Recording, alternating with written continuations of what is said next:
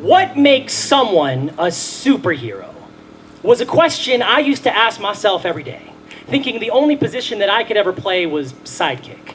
No big screen badass ever looked quite like me, and I never really felt like there would be until I first saw the film, The Incredibles.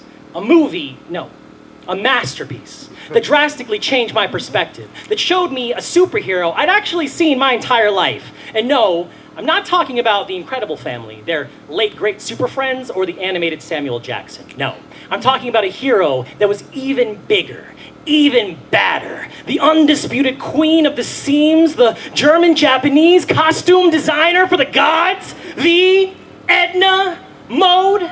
A hero often overlooked, overshadowed by her larger-than-life counterparts. Not even considered super to begin with, but that is just the Asian American narrative in a nutshell. She is a symbol of hope, mirror image of my own mother, showing me how my mom's been an unsung super all along. My mother, an iceberg of a woman, holding her worth below the surface, sinking ships of what superheroes are supposed to look like. Short, blunt, unapologetically eccentric, with a gaze so stern it could turn even the mightiest men to stone. Pity parties beware. My mom ain't got time for you. Won't hesitate to pull your ear or reiterate that capes are useless. No capes!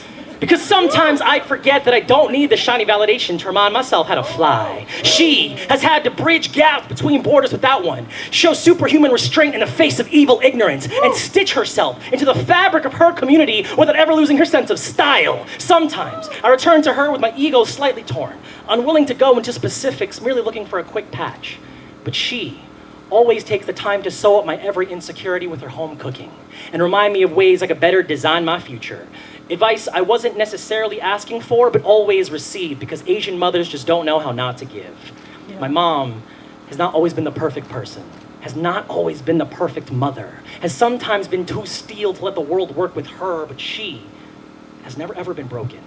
Never let her mistakes make her feel less than who she is. She's never looked back because it distracts from the now. No, she has learned best she could, passed on her perseverance to me and my kin so that we could be the answer when society asks us what real heroes look like. When society realizes they need heroes like us, when we can show everyone how we come from something, someone incredible.